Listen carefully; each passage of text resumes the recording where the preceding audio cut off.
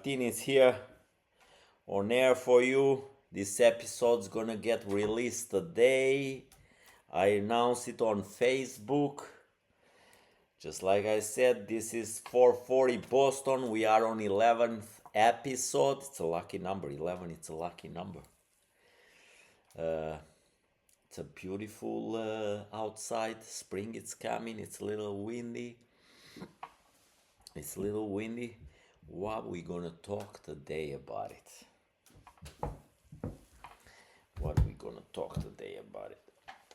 Let me put my headphones on. I made myself a little bit Turkish coffee. I enjoy it a lot. Sometimes I love Turkish coffee. Sometimes Americano, iced coffee. I can have everything. I love it. What we gonna talk about today? Everything, just let me clear it first. Everything is good on my side, and I hope everything's well in your side too. What we gonna talk about today? Okay, the topics that we're gonna go through today. I'm gonna talk about Pope Francis. He died, and great Pope. He died. I'm a Muslim. Been a Muslim all my life. But just like I said on the other previous episodes, I in Albania since till I became 16 years old. Till 16 years old, 1990s, Albania was under communism regime, and the guy who was in charge, Enver Hoxha, don't want anybody to think outside the box. He wants everybody to believe in him and to think about him, that he was the God. And that's why he turned down all the churches and mosques in Albania, because he wanted everybody to believe in him. Like, I remember my mother when she was talking here and there, oh my God, she was saying, mention God all the time, but like, when you mention it, nobody should hear it, because you're gonna be in a big trouble.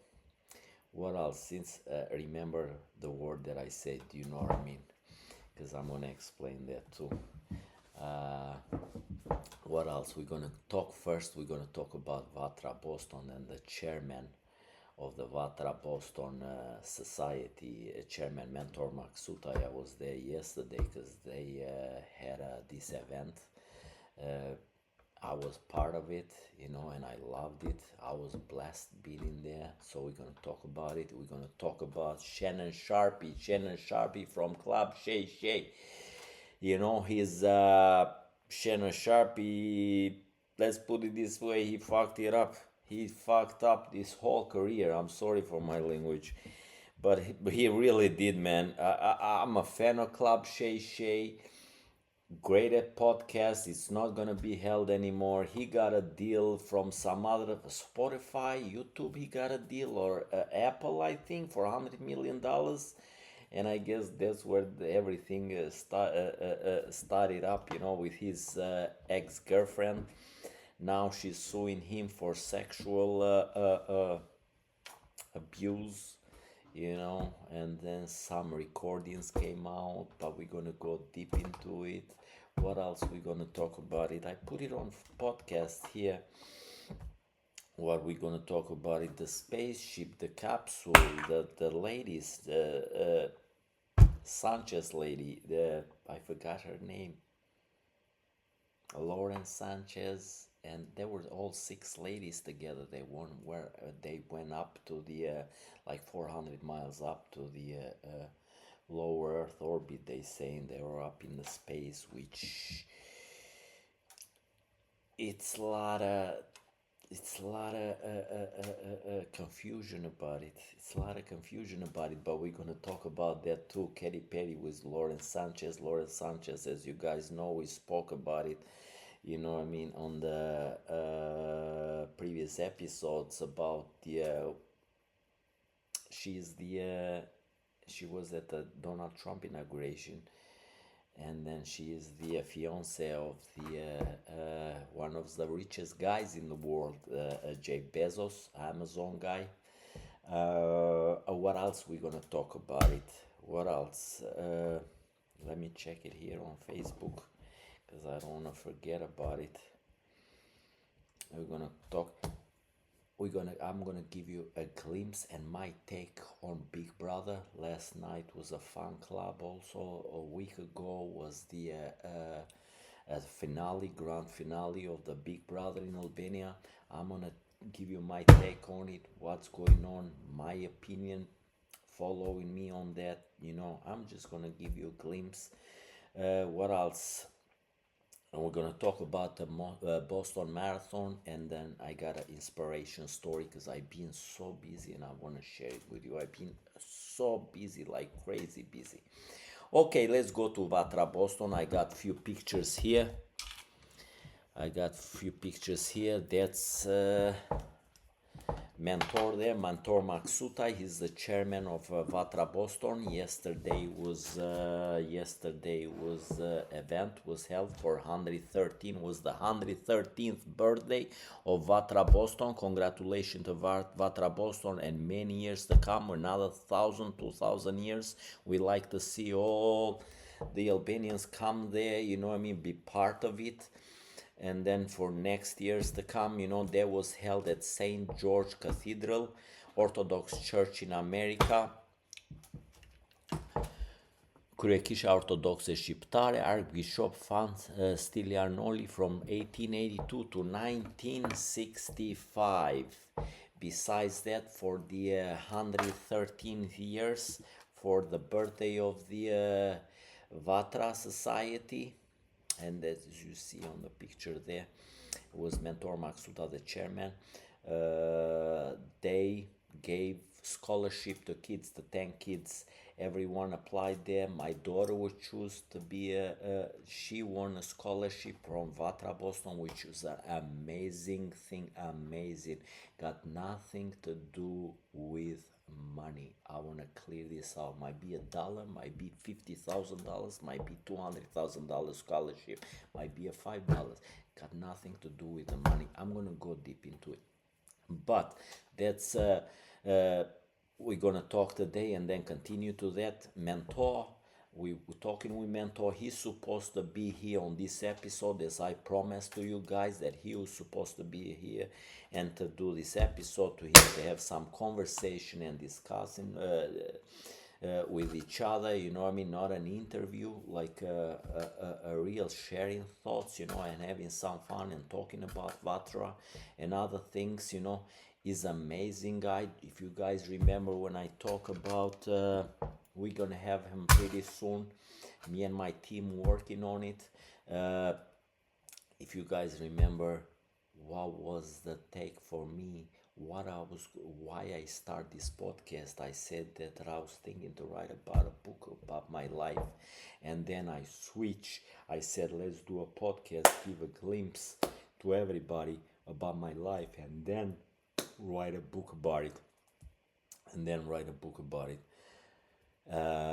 Mentor is every inch of him. It's a history, man. He's a war survivor from 1998 Kosovo and Serb war, which Albania helped about it, and which we were part of it.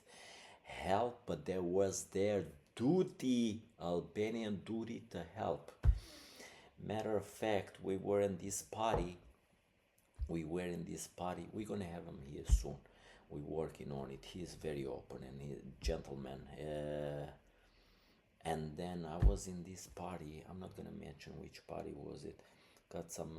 I don't know if I mentioned. I got some maker marks here. I was in this party and this old man came and sit close to me. And he said to me, "You Albania," because it was his nephew birthday, and he said to me, and what I don't like about it, how we treat each other. And then we're gonna go to Big Brother to give you a glimpse. I'm gonna connect it together about Jesse at Big Brother. He said to me, this old guy, because it was his nephew birthday, and he was going in each and every table, to welcome the guests. And he came to me. He's like maybe 70 years old. He held many degrees in Albania and in Kosovo especially, you know what I mean, a high ranking guy in Kosovo, been through been through of in the Serbs war in Kosovo. And then he said to me in 1998, I remember very well, he said to me, you Albanians showed respect for us, and you did it, he said. I was like, don't you think that's where he said it? I know pretty sure that he said it in the way that we appreciate what you did from us. I'm sorry, what you did for us. We really appreciated what you did for us. And I said, Mr. Very amazing old man. I said, Mr. I'm not gonna mention his name. I said, don't you think that's where our two nations, which I hope one day became one nation, that's where we separate each other, saying like, you guys did it for us, you guys made it happen, you opened the doors. No, we was our duty to do that. You cannot say, in my opinion, that you guys showed who you are. You opened the doors for us and you did it for us. We are Albania. We are the mothership. Whatever fly out of the mothership, we are the aircraft carrier. Whatever airplane flies out has to come back. We are the ones. We have to do it 200%. 200% we have to do it. It's not like that. That's what I mean. And then let me explain it if I don't explain it good. I know the appreciation that the old men had from Albanian and Albanian people. But you are us. We are same blood. We are the same. That's the word that say it in that way, which I know it's appreciation, but create a separation. How about saying, like, you guys did what you did, you had to do that. We had to do that to hold all the Kosovo refugee, because we are the motherland. We are the motherland. We had to do that. It was our obligation, our duty to do that. Put it here in your mind. It's not like that. You did it for us. No, we had to do it. And I explained to him, Albania didn't do it for Kosovo, which was their duty to do it. Because you are our brothers and sisters. Albania did it, maybe I'm not very, it was 67, 69 or 76 when the Greeks went to civil war. Albania, the whole Albanian country opened the doors. So all the Greeks came to Albania. We helped them. We gave them ships, food, not ships, you know, the kettles, you know, the ships. Everything to help them. And see what they do. They helped us in 1990 with Albania came from communism regime to democracy. They did it for us also, but not in the way we did it for them. Not in the way we did it for them. You know what I'm saying? But don't tell me you guys did it for us. It was our duty. That's my point. That's my point. It's our duty to do it. That meanwhile, at that time, I remember very well, 1998, because I left Albania in 1999. We take few girls. One of my sister's friend, she had in her house. We didn't have the option to get refugees from Kosovo in our house, but a friend of my sister got some, and we take a couple of them for lunch and dinner and to sleep in our house for a night or so, because we had a really really small apartment. Anyway, but that's what I was gonna mention about it, and then Albania and Kosovo is one. It's one. Now, going from there to going back to Vatra Boston. Going to Vatra Boston, I was yesterday, and I thank from bottom of my heart the chairman, which is gonna be here someday soon, that I promised you guys to have a really good conversation and to give some more info about the Vatra Boston. Uh, my daughter was one. I told my daughter, because Vatra Boston, because me and Mentor follow each other, and I follow Vatra on Facebook, and then we were just like I said, we following each other, and then I saw that they have that's Mentor right there. We had they did a scholarship program for 10 kids. Everybody can apply, but only 10 kids can afford it. And I sent the application to my daughter. I said, apply too. My daughter applied, and then she had an email a few days ago, and then she said, "Bah, Dad, I won the scholarship." I was like, just like I said before, it's not about dollar, 100, 5,000, 50,000, or 100,000, or $5.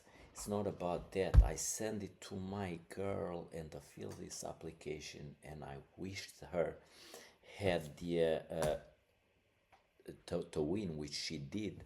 But I did it because I want her to get more involved. They said to me, she said the text to me, "Bah, I won," because Vatra Boston sent her an email that Annie was selected to be Annie, it's my daughter. Anseline is my daughter's name, and then Annie, you're selected among of other students, Albanian students that study here in Massachusetts, to be one of the winners for the scholarship program.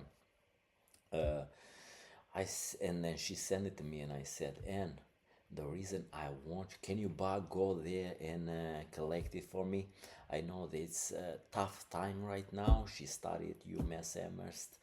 Uh, I said that I know it's a tough time right now because in 3 weeks, 3 weeks, the school is gonna get closed, and it's really tough right now because they have a lot of tests going on, and then tests they call it. I don't know what they call it, man. Let me not tests, because test. Uh, Let me make sure.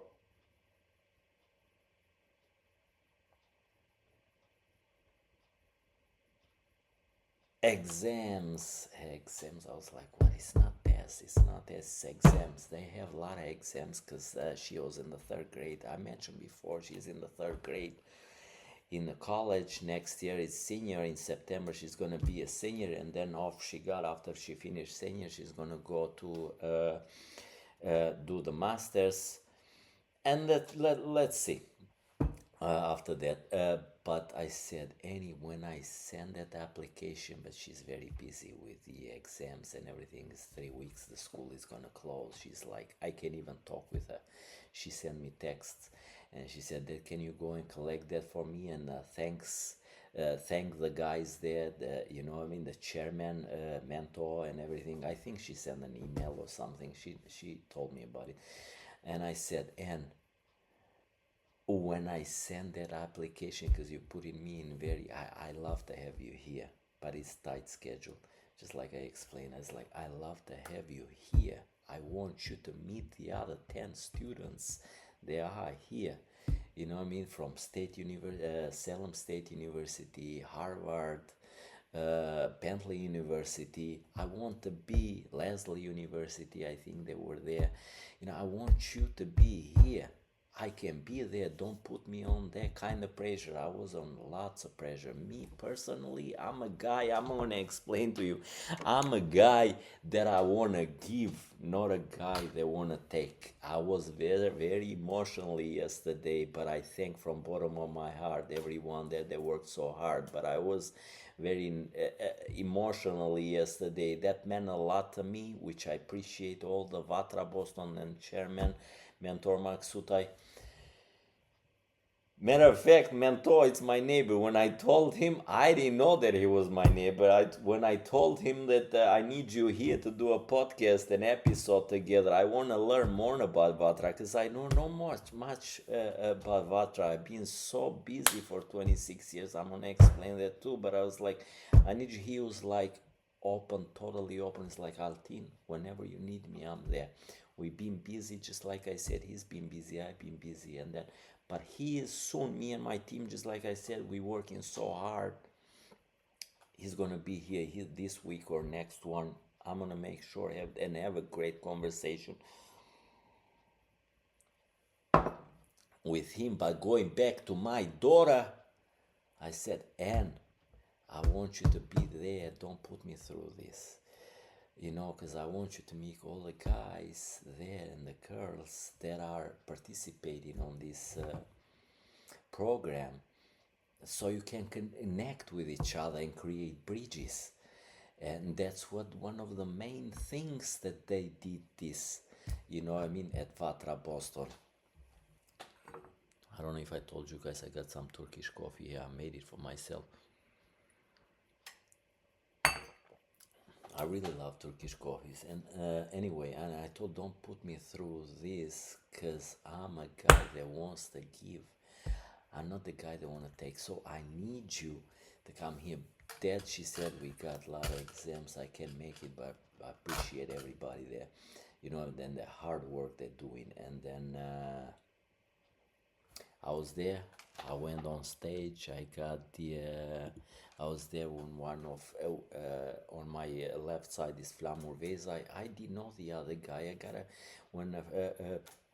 I'm gonna try to get Flamur here. I wanna talk with Flamur about the election that's going on in Albania.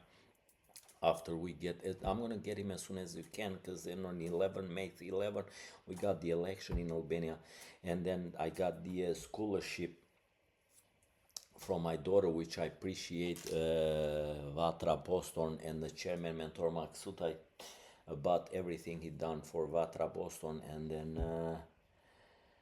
looking forward to collaborate with them and to have him here in the podcast and share thoughts and me personally learn more about Vatra Boston and our community. And that's what I told my daughter, Annie, I want to meet there. And Dad, she said, I want you there. I said, that's my words. And I sent her a text message, Annie, the first time that I sent you the application to fill it, in my mind, I said, it was like, I want you to be there. And I want you to give the community. Be there and give the community. And she said, Dad, to volunteer for whatever they need us for. You know what I mean? And then she said, Dad, talk with the guys there. Just let me know 2 days ahead. Whenever they need me, I'm there for them to volunteer for the Albanian Vatra Society and for anything they need me. So to close it up, thank to everyone, and then may God bless your families. And next one is, if you guys heard me that I was mentioning, you know what I mean, you know what I mean. What's that phrase, you know what I mean? It's an expression. Because I was to this party a week ago that I said to the last episode. I said the last episode that my cousin's birthday, 85th birthday, was there, and then cousins and friends was telling me, Altin, we love your episode. The first two episodes were like little bit you're saying all the time. You know what I'm saying? You know what I'm saying? Man, I'm telling you, players, that all I'm saying thing is I'm not I did not born in America. I learned the language here, and guess what? In 6 months, I was speaking fluent English because I have it in my heart, and I'm gonna make it out there for every one of you. I hate going from topic to topic, but let me tell you this. I'm not telling you how smart I am that I learned English in 6 months. A matter of fact, I met the guy that I work with him. Hector! Only love, brother. You're a great man. I worked with him. He was my first boss, and I worked with him in a pizza place delivering pizza. And he said, like, look at Aldin. In 6 months, he learned English, man. I was picking up the phones and the orders and everything. And I was look at him. In life, put this in your brain. In life is how much you love something to make it yours. I loved English, that's why I made it mine. But I'm not. I I did school in Albania for 4 years in English and French, but I wasn't paying much attention. But when I came to America, I said first thing, you know what I mean? You are in America now. That's it. You gotta learn the language. And everybody at the pizza place was impressed. Like, like 4 years, I was delivering pizza with a paper in my hand. Paper, you know what I mean? Whatever a customer was telling me, like, see you later or something, I was going to my car, write it down what the see you later means. And I went to the shop, pizza place, and I was asking them what the see you later means. And they were explaining to me, and like, I was learning 10 words a day, 3 sentences, and this and that. So, going back, depends, put it in your brain, depends how much you love something in your life. Doesn't matter, it's English language, or it's to create a coffee shop, or what, you create a construction company, or you name it, to be an engineer, or to be a nothing like a driver, like you name it, a construction worker, or whatever. Depends how much energy you put into it, and you're gonna make it. Doesn't matter if how smart you are. Depends how much energy you put to that thing that you're choosing. So going back to, you know what I'm saying, I didn't born in America. When I mean what I'm saying, the what I'm saying phrase, it's buying me time to create in my thoughts what's the next sentence, because I'm not English schooled. I learn English every day here, and besides what I did in Albania 4 years, was nothing here. Was nothing. Was counted for like 2 to 10%. 10%, because totally different accent from English that you learn in Albania to American English. It gives you some info, but anyway, so that you know what I'm saying, it's buying me time, but in the meanwhile, it comes naturally. Doesn't I don't create it. I was like, you know what I'm saying? You know who has that? Jennifer Lopez. We got some stuff in common. She's like, you know what I'm saying? You know what I'm saying all the time? Yeah, you know what I'm saying? And then now, even Joe Rogan, when he started 2012, 2013, I think he started 2010, maybe, something like that, in that area, 2, 3 years period. Man, the guy was selling cigars in a podcast and this and that, blah, blah, blah. He isn't the one that he is right now. In 1,000 episodes, or not 1,000, in a 50 episodes, do you know who I'm gonna become? My language, not me, but even me as a person. You know what I'm saying? Get that? So, older you get and more episodes you get out and connecting with people, more you're gonna learn, and more my English is gonna be beautiful and pure. So, bringing that out, if you guys remember, more older we get, more wise we get. and we know which one is which, and then collecting, and then the same thing with the English. We get better at it. Even I remember when Diesel Washington says like, if you practice the bullshit, you get good at it. You know what I mean? Not just like whatever you practice, you're gonna get good at it, like a superstar. Anyway, if you watch the third was an episode, it was a Godfather 3 where Al Pacino says to his sister, they were sitting in Sicily, Sicilia, and he said, more older we get, more wiser we get. And he said to her, I really love that quote, so when we die, we're gonna get really wiser and smarter.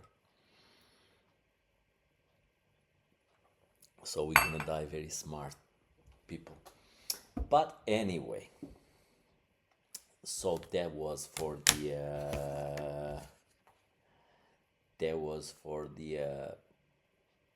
Vatra Boston. Now we're gonna go to Pope Francis. Pope Francis, just like I said in the beginning, me, I'm Muslim. I don't know if I mentioned in the other episodes. I don't know if I mentioned on the other episodes. I've been 3 times in church. I never been in mosque. Was a mosque in Albania in 1990s that was right behind my house. I never been to it. We never built this way. Those are God houses. I've been, on 5th Street in New York, in a cathedral there in 5th Street. I don't remember what was the name of the church, but as soon as I see a church or a mosque, I've been talking with a guy, the imam in Cambridge. I want to go there. You know what I mean? But I've been all my life. I'm a Muslim. I've been 3 times in church. Light up a candle. If I see a God's house, and I take my wife, my kids with me, if I see a God's house, I go in and light up a candle. It's a God's house. Doesn't matter. To my opinion, doesn't matter. It's a church. Doesn't matter. It's a church or a mosque. You see a God house, but think about it for a second. Isn't that every house, just like my house, is a God house? Yes, my house that I'm recording right now, that I'm talking with you guys, is the God's house. Every house is a God house. But we have another house that is for everyone, so we can meet each other. You know what I mean? And see and start a conversation and see and light up a candle and meet the Creator. You know what I mean? That's how I think it. Back then in Albania, we came at this beautiful story. Back then in Albania, 1990s, 1991, 1992, just like I mentioned in the beginning, the guy who's in charge in Albania for 45 years, and where Orja tear down all the churches and mosques.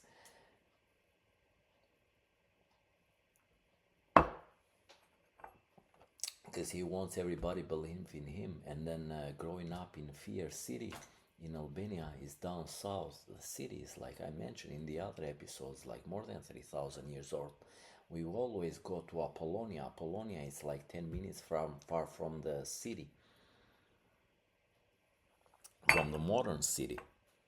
I'm gonna bring my coffee. It's like 10 minutes drive from my modern city. My father was always taking my family there for picnic, you know what I mean? And in the same olive tree, a little bit, they were taking the picnics there in that area.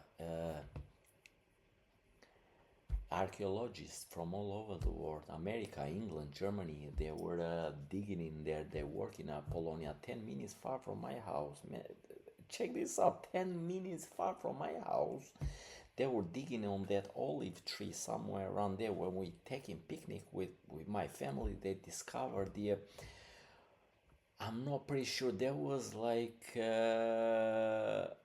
maybe 2006, 2007, I gotta check about it. They discovered the statue of Alexander, digging in there, Alexander the Greater. Can you believe it? How old my city is? The city that I grew up. I'm bringing this out because we know here in America, like, uh, I'm sorry, fucking, when they mention, like, they find a sign or something 100 years old or this and that, like, oh, it's no, man, my city is like over 3,000 years old. Okay, and then, so there was the first church by a river they called Janica in Albania. They're going through my city, was this river, and then right there on the river was built the first church. We didn't know much about it when I was going to the for Pashk, because Pashk was last week. I was off. I'm gonna bring that up. But when we were going, my first Pashk, maybe it was like Pascua, Buona Pascua, Eastern. Here in America, we were like experiencing, I was young, 17, 18 years old, just like my son right now. To be honest, I hope my wife, hey guys, this is just for you guys, not my wife. Just keep her separate, please.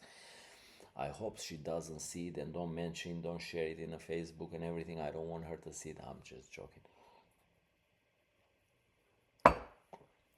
I was going in the church. I was like, I really love to see the beautiful girls that were there. When I was going in church with my friends, we chasing the beautiful girls there, the nice young ladies, you know what I mean, 17, 18 years old, you know what I mean, looking for them, you know what I mean, little kid, you know, like teenager.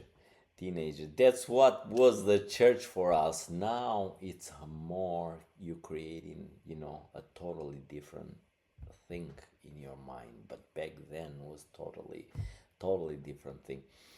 Anyway, that bring back some, oh my god, they bring my friends in where we staying in our neighborhoods, like our neighborhood in Albania, in my city in Fier, was the best neighborhood in the city. Best, beautiful, most beautiful neighborhood in the city. The whole guys from the other neighborhood came to our neighborhood because it was like very beautiful, very beautiful. It was right in the center of town. I really enjoyed it. I have tons of memories, from good ones to really bad ones, and but we usually remember the good ones, really good ones. And then we creating this circle with our friends, like, we're going to church, guys, we're gonna chase the girls there, we're gonna see, and it's like, let's go, man, let's go. Anyway, Pope Francis died, and then I'm gonna give you a glimpse about him.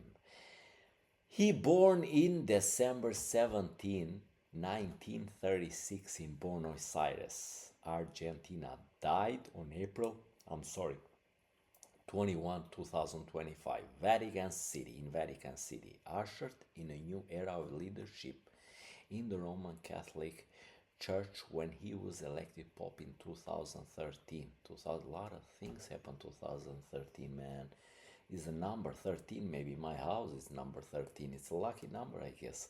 13, who was it? Joe Rogan started his podcast. Dogecoin, which is my favorite crypto meme coin, started in 2013.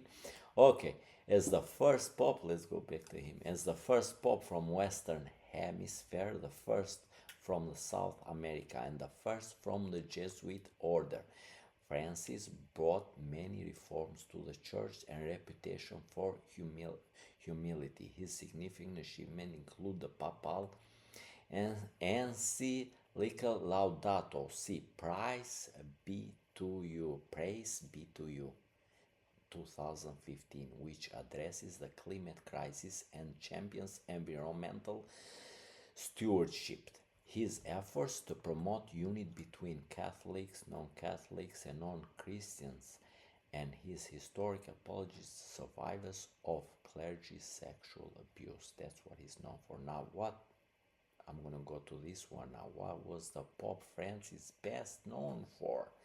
He was known for having less formal approach to papali, that his predecessors, by for instance choosing the reside in a domus scanti marti guest house rather than in a papal apartments apostolic palace used by previous popes.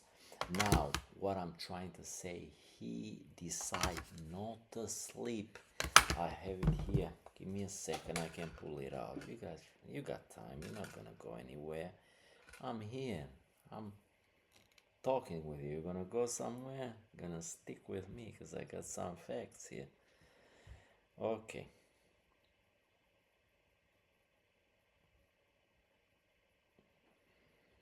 Look at this, what the Pope did, Pope Francis. Pope Francis never sleep in those luxurious where the Pope's supposed to sleep. He was sleeping with everyone else. And then the speculation was confirmed in late 2013 that Pope Francis was sneaking out of the Vatican at night to give money to the homeless. See that? That's what I loved him about it. When elected Pope, he chose not to wear the red custom shoes he was given. Instead, he continued to wear his old, worn out black shoes from Buenos Aires. He brought his own shoes from Buenos Aires. During his pontificate, Pope Francis has lived in the, that's what I meant, lived in the St. Martha's house with Vatican's employees instead of staying in luxury palace where when the other pope used to sleep to. Now, who was there on his this week? When was 21st? The day 21. So he died on last Sunday, and then isn't that beautiful? He died on the Eastern, on the day of Bona Pasqua Day, in Eastern. So isn't that amazing? And then Monday I was off, and then in this week period from Sunday to Sunday, 250,000 people visit Vatican to give their respect to the Pope Francis. Besides that, I want to mention this, and I don't want to forget, Pope Francis really loved soccer and tango. I love soccer, I love Spanish tango, samba, mamba. I love everything. My goal in life is, I don't know now, I don't know what time, but I'm gonna sit with my uncle together. I like my uncle to teach me. I like guitar, I like Spanish dancing, I like those samba, mamba, tango, and I love chess, which I have to do it in my life. No matter what, even if I'm 100 years old, I gotta make it happen, man. I gotta make it happen. Are the goals of my life.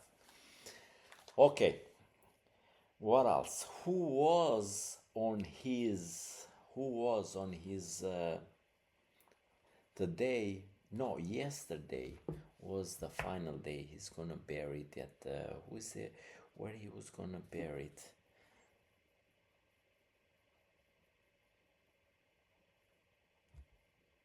I'm gonna check it right now where he is buried. Pope Francis going to be. Pope Francis requested to be buried in Basilica of Santa Maria Maggiore in Rome. This is notable departure from tradition, as most popes are buried with St. Peter's Basilica in Vatican City. See, his simple, humble last wish was to be laid to rest near an icon of the Madonna that he revered. An amazing guy. I really liked him. Anyway, going to the next topic. No, hold on a second. Who was there? And I really hate about it, this thing that I'm gonna mention. Who was there? A lot of people all over the world, like heavyweight, like Prime Minister of Albania. He's not a heavyweight, but anyway, Prime Minister of Albania was there. He's gonna be there. Eddie Rama, he was there yesterday because that's where the burial ceremony was held yesterday. And then who else was there? We have the Donald Trump with his wife Melania. I'm gonna talk a little bit about it. Who else was there? It was Joe Biden with his wife, and Prince William was there. I can't skip my Turkish coffee. Prince William was there. Sometimes you see me talking with a smooth voice and everything, and then all friends of mine, Artin, you gotta raise the voice, gotta make the point. Like, that's an Albanian way. It's Albanian way, screaming and yelling to people because you think they're gonna hear you the most. Nobody. As long as you deliver the message, gets through you, you don't need the yell and scream. Forget the Albanian thing like yell, because if you yell and scream and make a point and you're right. No. As long as I deliver the message to you guys, I'm fine. So who else was there? The former lady was there. Melania Trump. The former fashion model. Not the former first lady. The former fashion model. The first practicing Catholic. That's the first practicing Catholic to serve as the first lady since Jacqueline Kennedy, the wife of Jackie Kennedy. So she's the wife of John Fitzgerald Kennedy, attended the April 26th service in a double-breasted court dress paired with traditional veil, gloves, and black stilettos. I don't know. I gotta check what a stilettos is. Anyway, she was there too, you know what I mean? And just like I said, I explained, she was the first Catholic since Jackie Kennedy. What I didn't like about it, I didn't like because it was all over the media. Pope Francis, did I put a picture? I got a picture here of Pope Francis. That's Pope Francis right there. Friends and family. Pope Francis right there from Argentina, for his blood is Italian blood, you know. And then what I do not like, that I hate so much, who was there? They sit, they have a conversation there. Who? President-elect Donald J. Trump. There was like, I hate him for 2 minutes. He was sitting to make a peace and talk about it, Ukraine, and then Ukrainian Prime Minister. What is he? I don't know what is he, man. He's a Prime Minister, Volodymyr Zelensky. Like, man, we are for something else here. I know you're trying, if you make the connections, I'm trying to save the world. That's why we're here. But I don't want you to meet that clown. My president, I don't want you to meet that clown. No matter where you sit with that monkey, allegedly, he's not good. He's not good. I don't like it. When I see the picture that both pulling chairs and sitting and talking with each other, I know President Trump is trying to do the best he can, and that's the right place to do it. Look at here. We are for peace, for love, prosperity, and then people believe in the future and believe in humanity and everything, but like, I don't want that guy sitting there. He's killing his own citizens. Tell me how many of his citizens is killed because he is like clown agenda that he has for Ukrainian people. To me personally, it's very touchy, very touchy. Okay, where we going next? I'm gonna take Pope Francis. You may rest in peace, brother. Pray for you.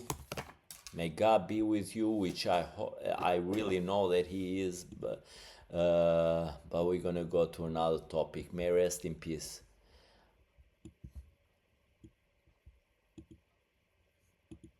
Let me take his picture out. Yes, he's there. Is there? No. Anyway, let him stay there. We love him. He wants to be in my podcast forever, you know. Love you, got you in my heart, bro. Now, next topic. Next topic is the Boston Marathon. Let me talk about it. My bosses called me. I didn't go. I didn't work Sundays in union. Saturdays are time and a half, whatever you make, say like you make. Excuse me. See, I told you I made my Turkish coffee myself. So, I told you in union, if you make 10, say like I'm picking a number, $10 an hour. If you work Saturday, doesn't matter if you did 40 hours, but you're working on Saturday, you're gonna get paid time and a half if you show up.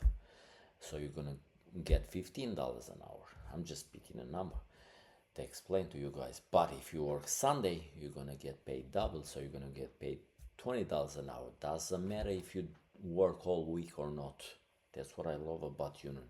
You didn't work whole week, but if they ask you to work Saturday, you are time and a half. If they ask you about company that you work for to work on Sunday, you're double time. They ask me to work on Monday. Monday was Eastern. Basically, me as a foreman for the company, one of the biggest company that I mentioned, Manganero, they pay my holidays, Eastern. I got paid on Monday. You know, they asked me to work, they're gonna pay double. I said, no, I'm gonna stay with, I'm sorry, I said, no, I'm gonna stay with my family. I'm still getting paid regular, you know what I'm saying? And then, that because was Boston Marathon also. On Monday was Eastern, but it was most Boston Marathon also. It's an annual marathon that's been done here in Boston, you know what I mean? It's been since 1897 here in Boston. It's one of the oldest. I don't know if I mentioned on the other podcast episodes. It's one of the oldest in Massachusetts. In the world. You know what I'm saying? See? And then I said I'm gonna stay off. I've been so busy, crazy busy, and then I stayed with my family. Was like calm before the storm, because I was like taking another job, you know, side project that I'm gonna share with you guys. I had this garage that was in Gloucester. The couple friends of mine connect me. The garage was like 1,200 square foot. 1,200 square foot. We're talking 1,200 square foot in let me tell you, in a meter square. Yeah, 1,200.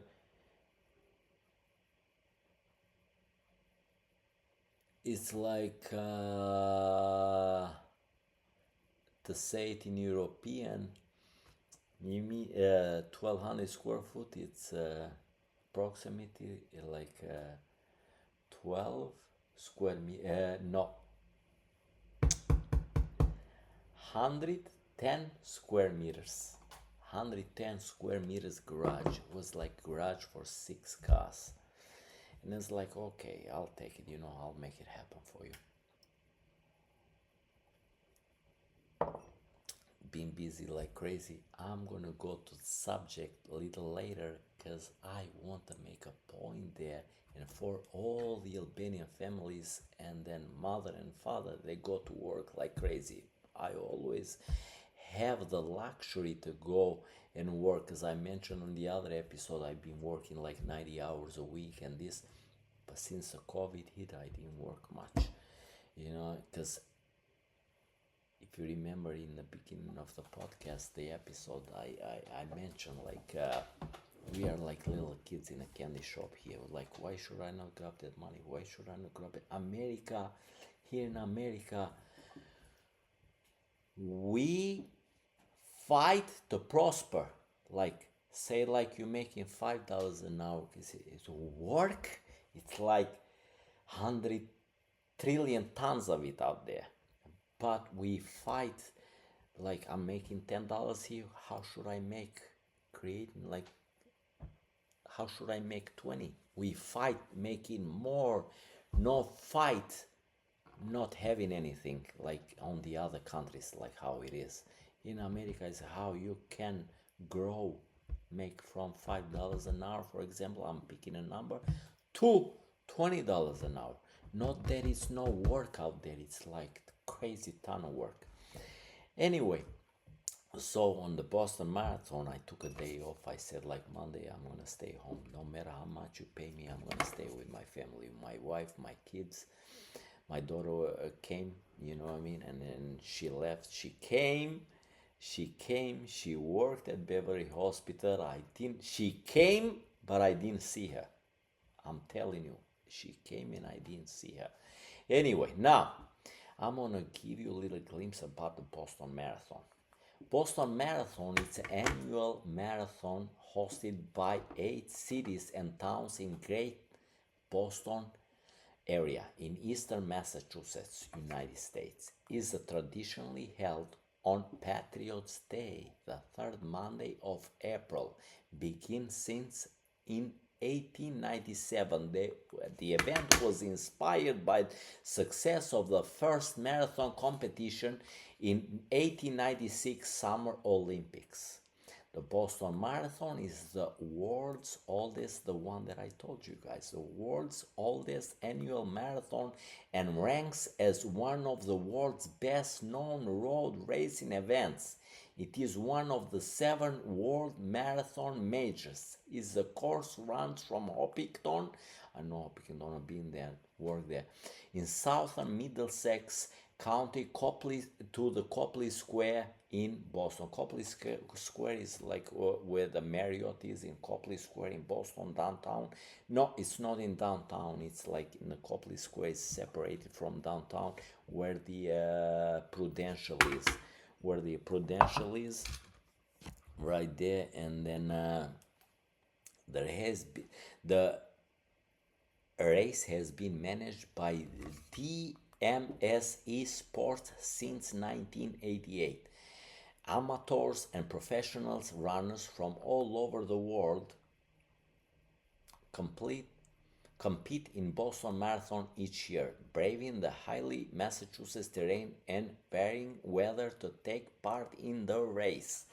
The event attracts 500,000 spectators along the route, making it New England's most viewed sporting event, starting with just 15 participants, 15 people were participants in 1897. The event has grown to an average of about 30,000 registered.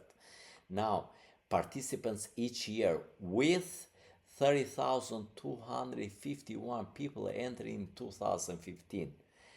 The Centennial Boston Marathon in 1990 established a record as the world's largest marathon with almost 40,000 people, 38,708 marathon runners, enters 30 starters and 35,000 finishers. It started with 38 entrants with 36 starters and 35 finishers, almost 36,000 finishers.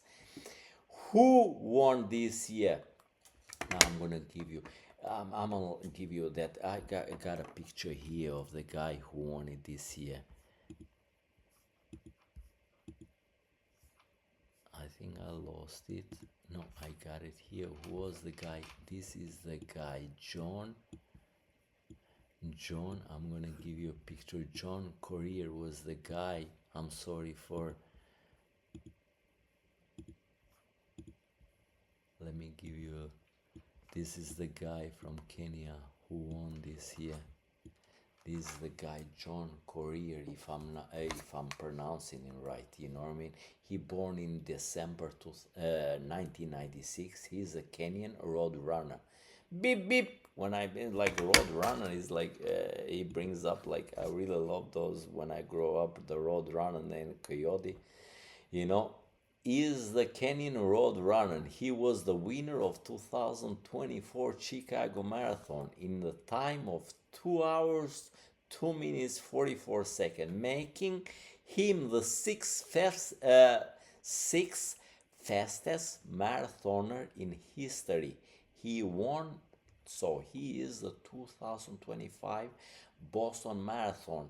He did it in 2 hours, 4 minutes, 45 seconds, which his brother Wesley Courier also won in 2012, making them the first brother to win the Boston Marathon. Now I'm going to show you. That's the John Courier right there that you see. I don't know, Courier, maybe. I don't know if I'm pronouncing it right, but I'm going to take him out now. Boston Marathon, if you guys was they didn't make it in 2020 because of the COVID, got canceled, and then in 2000, I think I'm right, 2013. I told you guys a lot of things happened in 2013. I think it's in 2013 where the Tsarnaev brothers did those pressure cookers and then like create bombs in Boston. Then I stayed with. That's where the sign started. You know, Boston stay strong. You know what I mean? In the Boston strong started. You know what I mean? They blew those bombs. Like we pay so much taxes for those guys that come in here. We college them. We give them so much. You know what I mean? The community for those guys to study and be participating on our life, and then they see what they do, those Tsarnaev brothers. If you see the movie, I don't know, Patriot Dates movie with our guy, the guy it's in the movie, the Holberg brother, I forgot his name, he's been in a lot of movies, he's here from Massachusetts,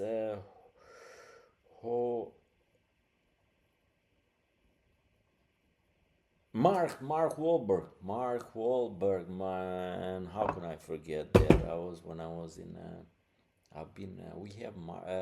His brother has the hamburger chain, Wahlberg Hamburger. You know, Tsarnaev brothers, man. I was working. I was doing the. I was doing. Let me get.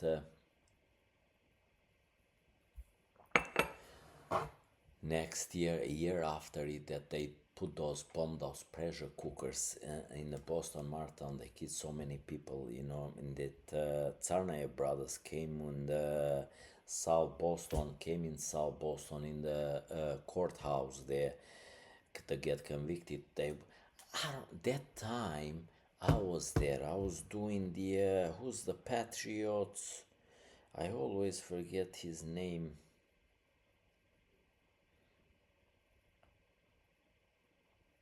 Patriots owner. Yeah, Robert Kraft. I was in South Boston, right by the courthouse. I was doing the Robert Kraft's unit. He had like 5,500 square foot apartment, penthouse apartment. I was plastering and taping all the drywall in his unit. In a penthouse or 2 unit, I was doing Robert Kraft's unit, and I was doing because Robert Kraft is the owner, and at that time was who was I have his picture in my mind, who was the coach. Bill Belichick was the coach of Patriots at that time. I was doing the both units with my friends, you know what I mean, in a building. I don't know, it's a building E or building B, because I worked on every building there in the I mentioned it before, the whole land there belonged to one and only Albanian icon, Anthony Athanas. You know what I mean? And then he sold the whole land, and then his kids sold the last piece of property there where his restaurant that I've been there was like. But at meanwhile, a year later, after they planned those bombing in the Boston Marathon,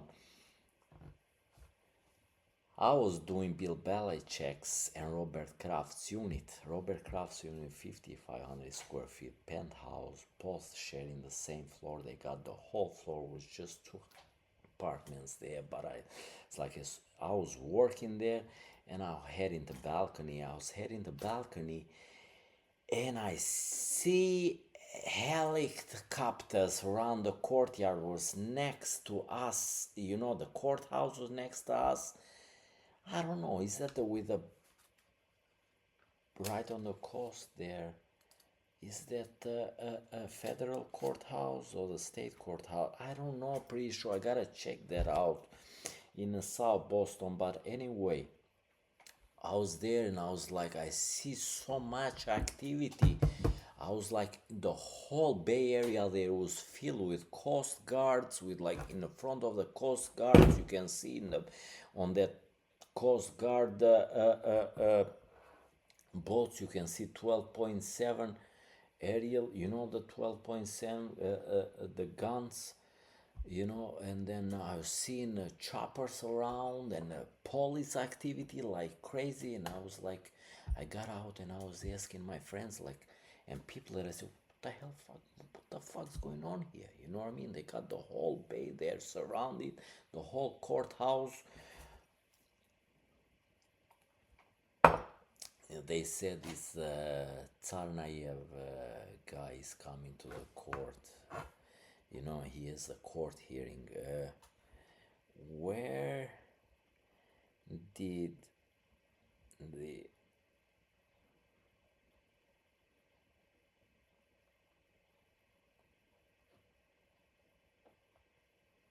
hold Tsarnaev brothers hold the court hearing?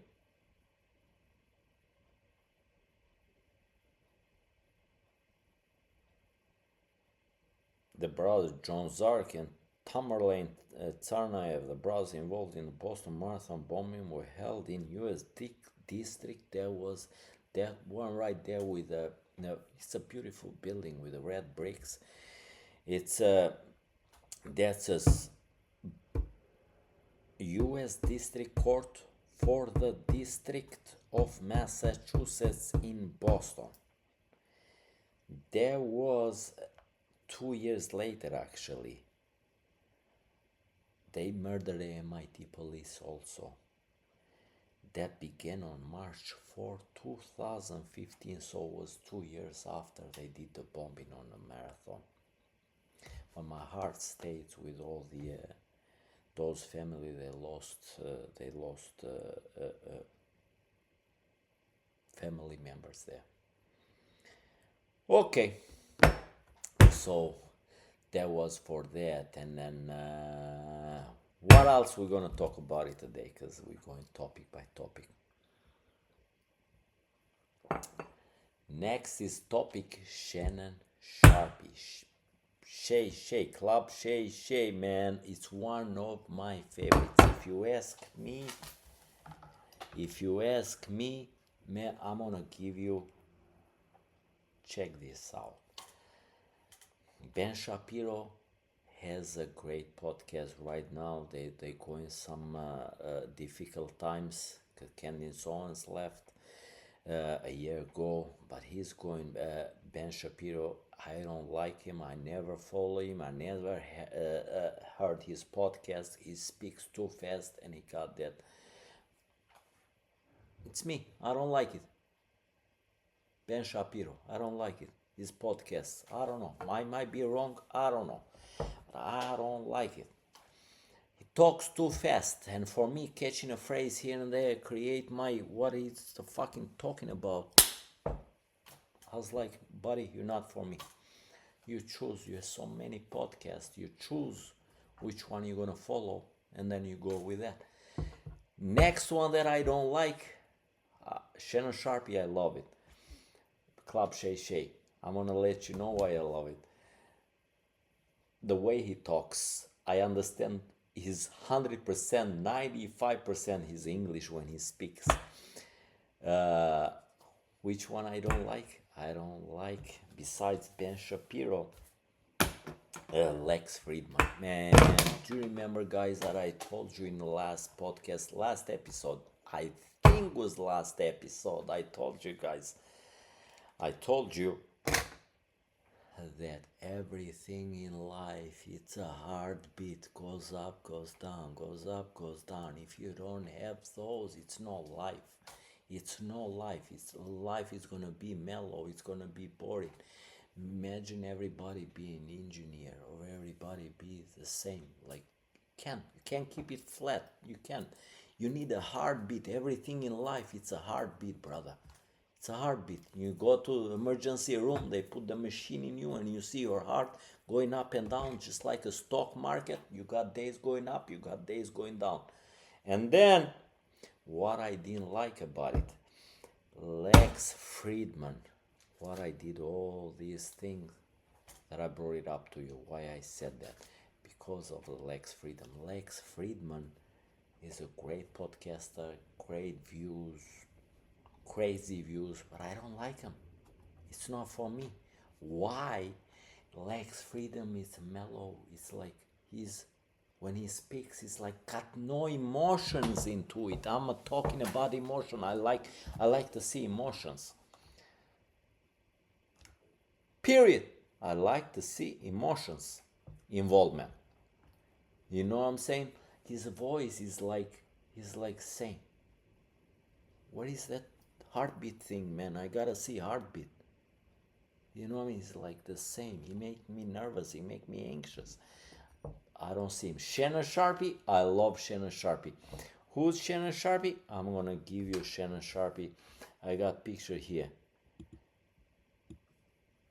I'm gonna open it up for you guys so you can see what sex allegation is all over the news. He's a great guy, but to me, allegedly idiot. That's Shannon Sharpe. See it right there. I'm gonna take this picture out and I'm gonna show you another picture. He got the Club Shay Shay. He's the one.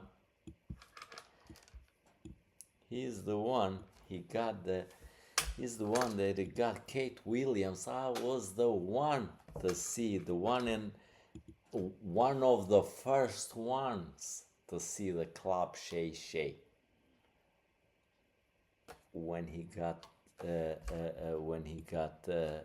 Kate Williams right there, the greatest comedian of all time, one of the greatest comedians of all time. In 1 week, he got 20 million views from, and Kate Williams, on that interview, he involved Puffy in his interview, and that's where the fall down of Puffy began, you know, because everybody wants to mention Puffy, and Kate Williams brought us a great interview and talking about Puffy too. But that interview, I'm telling you, take my word for it.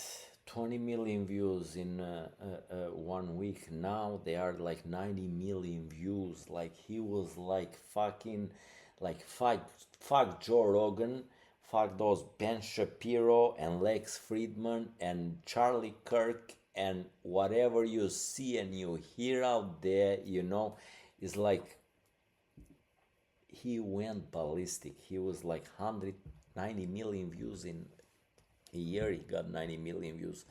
And then after Club Shay Shay, what I love about Club Shay Shay, Shannon Sharpe, man, and I got this introducement to make, like, okay. What I love about, I like the intro when the show at the Shannon Sharpe Club Shay Shay starts. What's the intro? All my life, I put it on my Facebook. All my life, grinding all my life, sacrifice, hustle, pay the price, won a slice, gotta roll the dice. That's all my life. I be grinding all my life. I really love it. All my life, grinding all my life. Sacrifice, hustle, pay the price, want a slice, gotta roll the dice. That's what all my life be grinding on my. Check his theme song, man. It's one of the best one. It's sing by Nipsey Hussle. It's Nipsey Hussle's song. Nipsey Hussle's song. His dad, rest in peace, got killed in on his properties in his plaza in LA. One of the men, I really love that song. I cannot buy songs and intros like this, like theme songs, but all my life, grinding all my life. Sacrifice, hustle, pay the price. Want a slice, don't you slice pizza? Don't you trecanci pizza? Roll the dice in. It is Zarat. I'm just putting in Albanian. It's like so meaningful. Get my blood, you know. It's because all my life been like that. 26 years, like grinding all my life, grinding all my life. Sacrifice. Wanna pay the price? Roll the dice. Do you want a slice? Roll the dice. It's amazing. Check it on my Facebook. I got it there. Nipsey Hussle. Check it. Grinding all my life. But Shannon Sharpe, he fuck. Now, since I told you about their theme songs, for everyone out there, Albanian, American, or everything between, I don't care. I want a theme song just like that for my podcast. You know what I mean? I want to put it right there and slide it in, the theme song. The theme songs that I sing to you guys. All my life, be grinding on my something similar to this, but it's like when I see those 4 rows there, that's my life. All my life, been grinding all my life. Sacrifice, hustle, pay the price, want a slice, gotta roll the dice. That's all my life. I be grinding all my life. That's my life right there. Been grinding all my life, and I'm gonna tell you what I'm grinding right now. But for everybody that feel that, for all the Albanian and Americans that feel they can give me something like that, a theme song to include it in my podcast when my podcast started, shoot me, holla at me, man, scream, yell at me, like, Altina, I got it. Do something similar, change it like 30%, change it 30%. If you don't change it 30%, you can't, because I cannot post it right there. You know what I'm saying? See, I came up to you know what I'm saying too. Now, I really love that theme song and I wanted to do it on my podcast. Create something, I pay money for it, whatever you decide. Contact me 978-590-6465 Altin at 440 Boston, or contact podcast, or contact send me an email. For all the music creators out there, Albanian, I really like to see Albanian music creators. You know what I'm saying? Just do something. Grab a theme song that shoot it to me, email it to me at 440bostongmail.com, and then I really love and to see it, and you get reimbursed for that. I'm telling you, from my heart. Or if you want to be a part of my podcast, be sitting here, how you create the song, how you create the theme, we can share it together. But still you got to get a reimbursed for that. But let's go to Shannon Sharpe. What's going on with with my boy that I really like?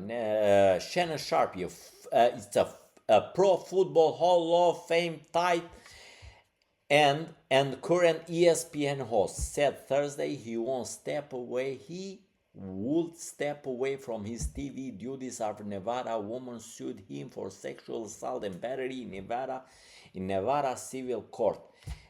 And at this juncture, I'm electing to step aside. He said, like, at this juncture, I'm electing to step aside temporarily for ESPN duties, Sharpe said in a statement. I will look what's going on when you're part of ESPN.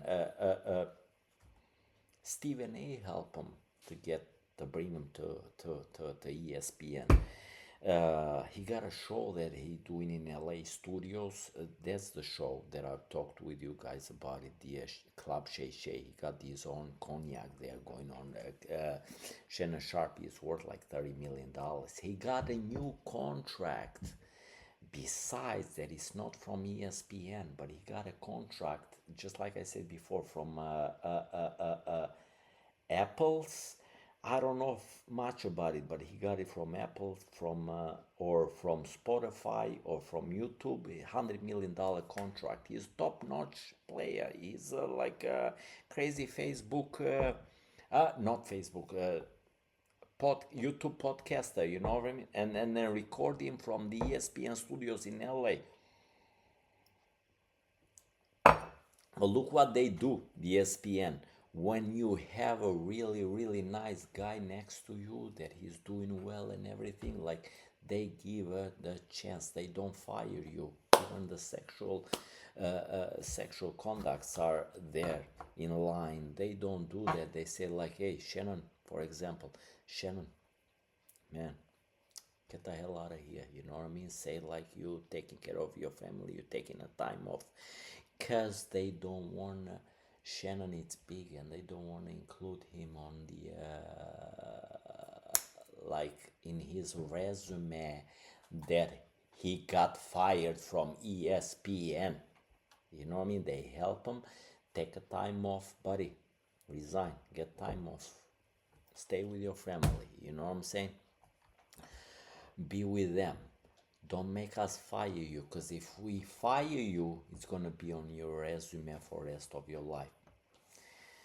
And he said, Sharpie said on his statement, because he was stepping away from ESPN duties. Sharpie says on the, I'll be devoting this time to my family and responding and dealing with these false and disruptive allegations set against me. I plan to return to ESPN at the start of NFL preseason, because he's for the ESPN is he's an NFL MVP superstar. Like on the season and preseason, they do, ESPN does the shows, you know what I mean, where he's involved. Also, ESPN also issued a statement saying this is a serious situation and we agree with Shannon's decision to step away. See, they are working on his career. Sharpie, who worked on First Take on ESPN, is accused of sexually assaulting a woman he met in Los Angeles area health club. In the lawsuit filed under the pseudonym Jane Doe, she used the Jane Doe, says the woman, and Sharpie had a rocky, consequential relationship lasting nearly 2 years, but that in turned to controlling and abusive. The suit describes in details a number of increasingly aggressive encounters and says the relation became fearful and non-consensual in the summer of 2024. It says that the two last met in the last meeting was in January 2nd. According to the complaint, Sharpie became increasingly verbally abusive, controlling, and violent over time, once threatening to kill the woman and recording their sexual encounters without consent. The suit filed by the law firm headed by Tony Bagsby. Who's the Tony Bagsby? Tony Bagsby is the guy that has like 113 lawsuits against P. Diddy, and like a lawsuit against Jay-Z. He's he's like all over. He's the guy that handling everything. And he also, not just P. Diddy and Jay-Z, he also represents a number of women who filed civil lawsuit against NFL quarterback. Also, Deshaun Watson is a quarterback. Deshaun Watson asks for more than the girl asking for more than $50 million in damages and penalties. Sharpie was four-time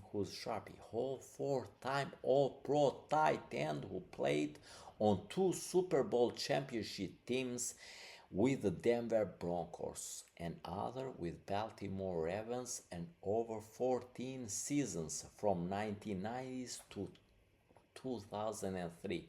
He was also voted into to the Hall of Fame in 2011.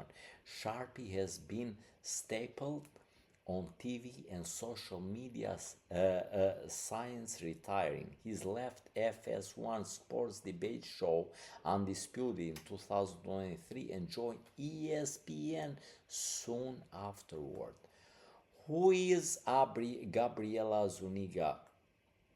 The only fan, the girl that is, she said that she was a Jane Doe, but now everybody is speculating that it's the Gabriela Zuniga, the only fan star who sued Shannon Sharpe. She is the whole, Gabriela is the one that is behind the Shannon Sharpe thing. Let me take this picture away. Bear with me, players. Don't go anywhere. Let me take William Shannon Sharpe. Do I have any other pictures? Yeah. I'm checking. So, who's the... for weeks, the 50 million... Who only fan star who sued Shannon Sharpe? For weeks, the 50 millions civil lawsuit against Shannon Sharpe featured mysterious woman simply referred to as Jane Doe. But now, internet detectives and a few hip-hop gossip outlets believe they were uncovered who she is. She is Gabby Zuniga. I don't know if I'm pronouncing it right. 20-year-old OnlyFans model whose name is suddenly at the center of all the most talk about legal cases in the sport media. What's going on with Gabrielle Zuniga? What's going on with her? I'm gonna give you my opinion, and then I'm gonna refer to Mace, one of my hip-hop superstar. Mace, if you see it, plays at More Money, More Problem at Puff Daddy song. Mace is like very humble guy, very humble. Like he was like, I forgot which podcast he was on. I forgot which podcast was on, but he said like, cause Shannon Sharpe offered her Gabriela. I mean, like some people say it's 19 years old, like some say 20 years old. She released like couple voice recordings, and he was calling her, I know you like me choking you. She said like, no, I don't like you choking me, like choking, grabbing me from the neck and then like, no, I don't like, no, I know, he said Shannon Sharpe in the new released audio. I know, he said Shannon Sharpe, you like me choking you. She said, no, I don't like you choking me. But you know what she said? You're gonna like what I choke you. You want me to choke you? And you like choking? She said, I'll choke you. $50 million. I choke you for your fucking rest of your life, she said. And you're gonna be choked for 3 generations. $50 million, boy. Shannon, you gotta pay me $50 million for all that conversation that we had together. But I don't know, Shannon Sharpe, it's like late. Shannon Sharpe at Club Shay Shay, he's like 56, 57 years old guy. A late 50s, you're going 60. What the hell, what the fuck you doing with 19 years old girl? She's the OnlyFans. She got the OnlyFans right here on the forehead, right? That's what they do for a living. That's what they do for a living, bro. What the fuck you doing? I'm sorry. How mix yourself on that kind of thing? And Shannon Sharpe, he said, like, how about if I give you $10,000? And then we close this thing. That $10,000, I love it when Maze says it. Maze, I listened to Maze's conversation yesterday, man. He was like, how do you know? No, he said, like, hear me out. He said, like, that $10 million that you offered in Shannon, it's for my pimp. What's for me? What's for me? The $10 million, he said. She said, I'm sorry, keep it for yourself, because I need more. The pimp said that 10 million is for me. Now you gotta work for the girl. What you gonna offer to the girl? You know what I'm saying? You remember the 50 Cent song, PIMP? Yeah, she gotta pay the pimp. Who create the OnlyFans? That's what the OnlyFans was created about it. To get the people like fucking you, like you, Shannon Sharpe, Club Shay Shay, to get you, man, and you fall for it. You stupid. You know what is it? I'm sorry, allegedly, you stupid and idiot, allegedly. You know what is it, bro? Because when you do the money, you think you own the world. You think you own the world. No, you ain't. But it's somebody bigger than you, and they can get you right by your balls. I'm sorry for my language. And then see where you are in this situation right now. You're fucked, brother. And she said, I don't want those 10 million, bro. Keep it for yourself. Have a lunch with your wife or with your ex, whatever. You come in here with 50 million. Because he came up with 10 millions to let his career go. Let me close, but it's another lady now. Don't get. Do you remember when Puffy got involved as soon in November? Was it September, November 18 or September? I can't remember very well. Was it last year? Yeah. Can't remember very well. As soon as he was Cassandra Ventura, he was offering 30 million to close everything out. The other ladies heard about it, and then they came forward. They said, like, hold on, P. Diddy. Hold on, P. Diddy around the city. Hold on. 30 is for her. How about for us? We've been in the same fucking situation. Where is my candy? I want to see my candies. Shannon Sharpe in the same situation. Is in the same fucking situation. Let's see what's gonna happen. Let's see what's gonna happen with Shannon. How can I close Shannon Sharpe? All my life. Grinding all my life. Sacrifice. Hustle, pay the price. You want a slice. You gotta roll the dice with all my life. Running all my life. You know what I'm saying? Now, what I'm gonna talk about it? Why am I gonna talk about it? I'm gonna talk about it, and then I pulled it here before I close and wrap up. I'm gonna talk about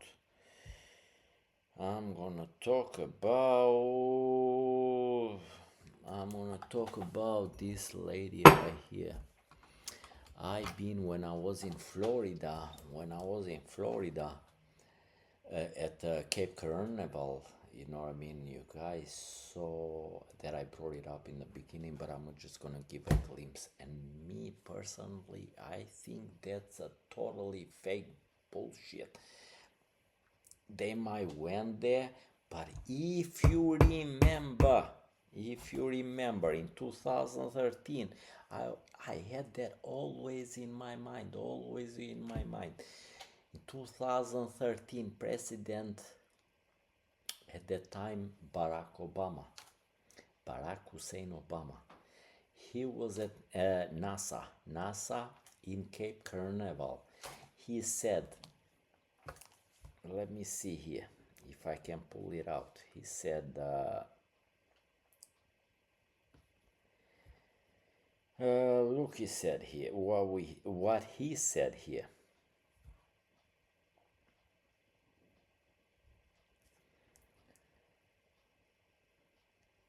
he said, President Obama, because I didn't really like, check this out, because I've been in Cape Carnival like 6, 7 years ago. It's near when I went to my family in Disney World, that is in Orlando. I didn't know, but when I went to the airport, I saw the astronaut suit right there in airport, and I was like, I told my wife, Allah, that's something right here. Why they have like in a display case? Why they have the astronaut suit here? And she said to me, I don't know. I was like, is something here involved? And then I checked. From Orlando was 45 minutes where Cape Carnival, where all the spaceship went up to the space. And I was like, it gotta be something here. And then I was like, what is it? 45 minutes? I want to go to Cape Carnival. Who doesn't want to go when you're in Florida, in Disneyland? And then you notice like 45 minutes from where you located, it's like Cape Carnival, and it's like NASA. Who don't want to go there? You know what I mean? But what did the President Obama said about it? He said, we been going in 2013 from NASA. He said he kept a speech. And you guys, if you find it online, go to minutes 20. And his a video, go to 20th minute.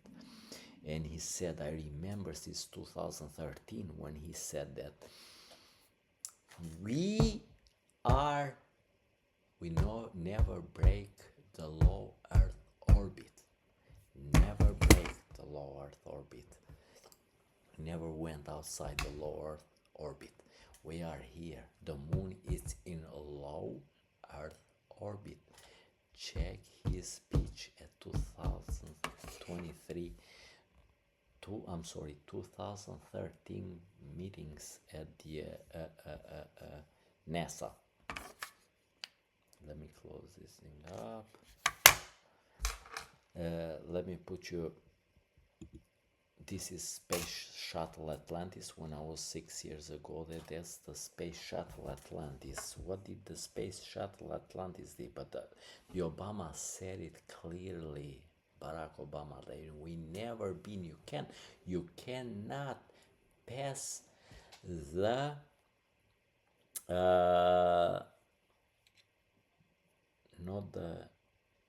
it's firmament. You cannot pass the firmament. It's 3,000 degrees Fahrenheit. You cannot pass it. This is Space Shuttle Atlantis. I was there when I was at NASA. That's me right there. If you see me, that like they hang that thing out, like was amazing. Space Shuttle Atlantis was amazing. Take a look at it. It's like man, I'm telling you, it was unbelievable. Seeing that thing, I was so close to it. It's me right there. Check me out, Space Shuttle, and I'm gonna check.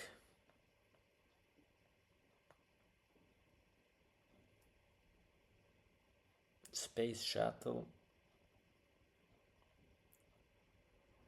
Atlantis. One of the five.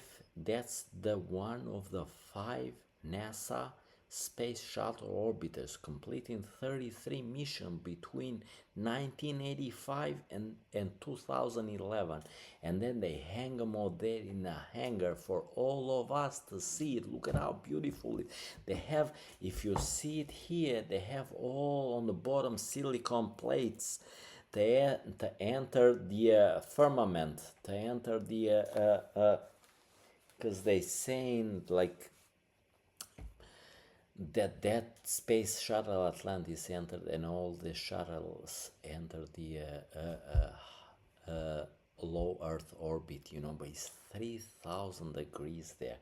And the reason I'm telling you guys, look at the launch pad here. That's the launch pad. When all the pictures are from me that I took them from like 7 years ago. Let me tell you, is it? Yeah, it's good 7 years ago. I was with my kids there at NASA at the Cape Carnival, you know what I mean? And then if you see on the bottom of the launch pad there, that you see that stone there, that stone is from Alabama River. I'm giving you some stats and facts. It's from Alabama River.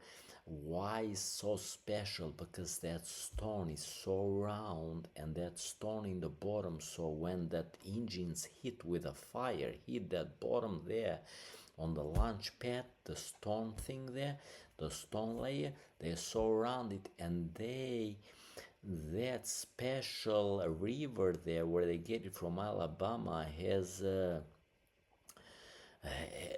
those stones doesn't have a iron on it. They test all the stones around the river in all the United States, and then those stones doesn't have those stones doesn't have iron into it. So when the fire hits it, they don't sprinkle. You know what I mean? They don't do like sprinkles and shit. They test all around. But what I wanna go, because you guys know a week ago, 10 days ago, what was it, like 6 girls that I want to bring it out? The 6 girls, like Lauren Sanchez of the mogul, Amazon mogul, Jeff Bezos' fiance was there, and Katy Perry, and then to me personally, I don't think they went out of space. They were in a low space orbit. Just like I said, the President Obama said, we never passed the low Earth orbit because of the firmament. If you pass the firmament, it's 3,000 degrees. You cannot get back to Earth. You're gonna get burned. How you gonna get out? Or maybe you can get some special permission. What I think that is a special permission to get outside our firmament. Me personally, maybe in some other podcast we're gonna share that. No, right now. I know if my daughter gonna see the podcast, gonna say, "Tell me more about it. Tell me about it," because she knows that I'm most into it, conspiracy shit. But like, you cannot fucking get out of the firmament, in my opinion. And the president at that time elected Obama said it. The only thing he said that we got out of the firmament was when we went to the moon. And then after, if you hear his speech, 2013 speech at the NASA, he said that we never got out of low Earth orbit. Now, the moon, he said, is in a low Earth orbit. It's a lot of things that we don't know.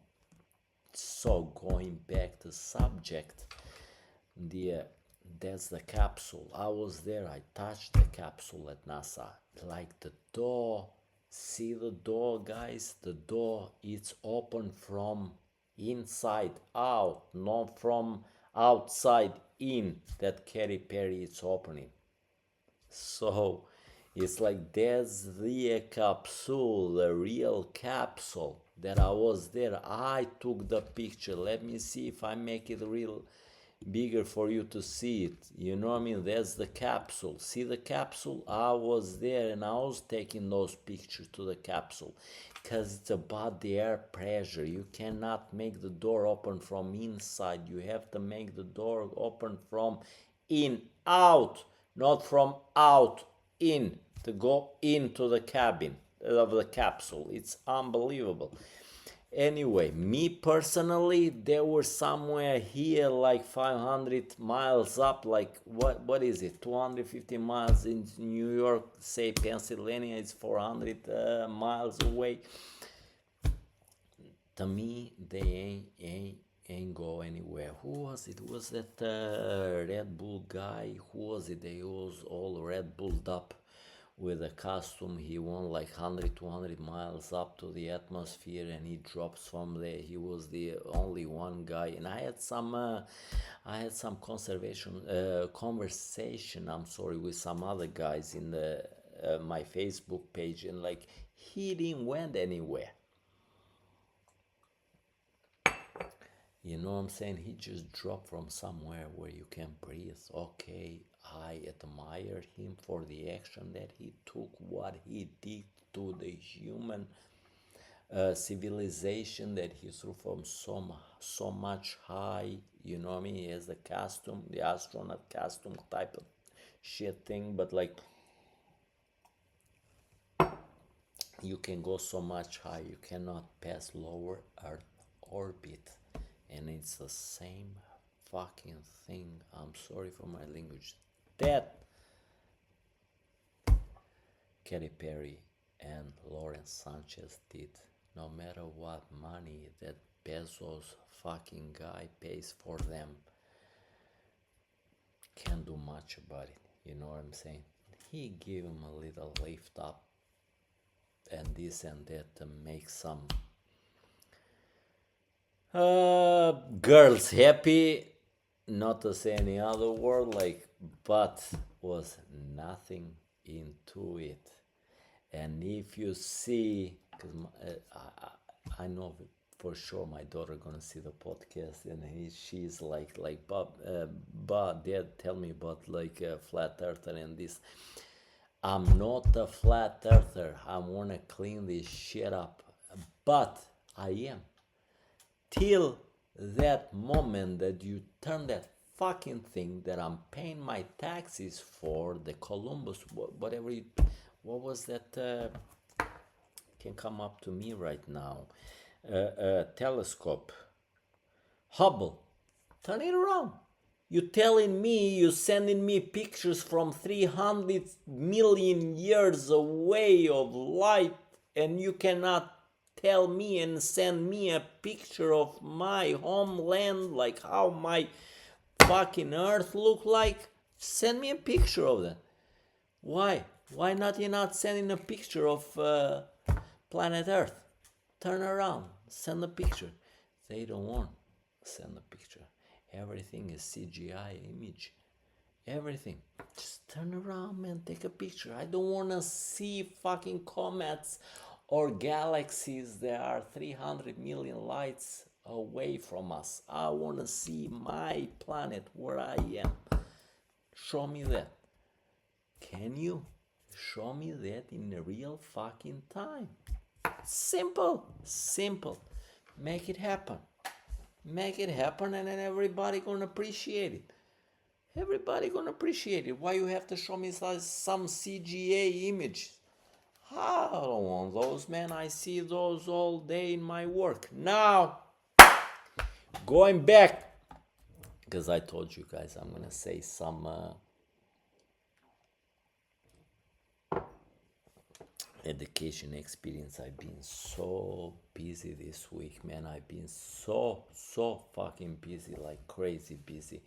I took this project and I was like, yeah, I'll do it for you. And then my situation right now, I can't take any job. I can't take any job that I can. You know what I mean? I don't care. But I've been taking any job. It's mostly this. Count me on those 10, 15 minutes or 5 minutes that I'm going to talk about it and put it right here for all those Albanian communities. Guys that listen out there, I want them to share it with everyone. Me personally, I said to this guy, like, what job you have? He said, like, I have like 1,200 square foot, like 120 square meters garage for like 6 cars. 120 square meters, like for 6 cars. Amazing garage, beautiful understand windows, well built. The guy with the contractor, so like, I come there and then do it for you, man, no problem. But I'm in the different situation. I always been in different situation. I always have my parents here back me up and my wife backing me up. My wife Do you guys remember when I said when I get out of the door, it's me? From the door in, it's my wife taking care of my kids, and my mother, my father taking care of my kids. They always have somebody within it taking care. You cannot leave the kids, because you see what I mentioned in the beginning of the podcast. You see, everybody comes in America, it's like a little kid in a candy shop. I mentioned in the beginning of the podcast. Why? You see money there. I want to grab them all. You cannot grab them all, buddy. You can't. If you have a family, if you are alone, you can grab any fucking thing you see in the world, in America. But not if you have kids. Look at this, what I'm gonna explain to you right now. And then I've been, the thing that I've been so busy, and then and then the whole week it's been like crazy week. And then I was like, let me bring this out. Maybe 10 years ago, 10, yeah, maybe 10, 15 years ago, I was translating from Albania to English to all courthouses. I'm putting myself, but I know who was it. I can't give you names, but trustworthy person. I'm gonna put all on mine. That's how much I believe on that. The person that told me. This is Albanian girl, 16 years old, 15, 16, driving with her friends. Got caught up from the police. Excuse me. Got caught up from the police, stopped their car in Beverly. Beverly is 5 minutes far from us. You know what I mean? And then he stopped them. They all like fucking weed up, like all hashish and everything, and I don't know what they doing. And the guy said like stop the car. The police stop them. It's like this girl was driving, Albanian girl was driving. It's like all you three guys in the car gonna go to the doctors. Did you smoking? You drinking? They say no. We're not smoking. We're not drinking. It's like okay. This is my the car. You're gonna stop here. You're gonna go to the doctors, get an exam. Did you smoke or did you? Because you're driving like crazy. They went to the doctors. I was there for translation. They called me. They went for translation because I was doing a lot of translation for the Albanian community, Albanian spoken community, the Albanian community. Okay. And then they called me. The doctor said, yes, Altin, yes, it's me. And I'm like, I have a problem with this girl here, 15, 16 years old. You know, her parents are right here. I want you to translate for me. I was like, I'm here, whatever they say. The girl, 15, 16, her parents were right there, Albanian parents.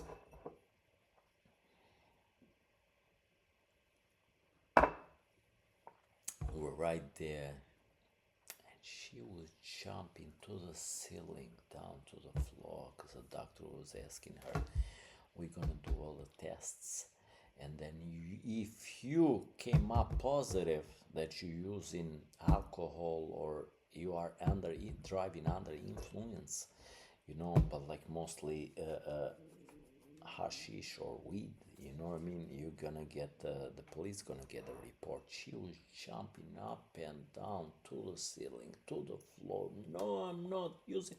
The doctor doesn't give a shit. I'm sorry, doesn't give a shit. I'm gonna do my tests, and my tests, because she got accompanied by the officer there, like, and tell the doctor, I need all info from this girl or this guy or this person, whatever it is, send it to me, and then my decision gonna be made.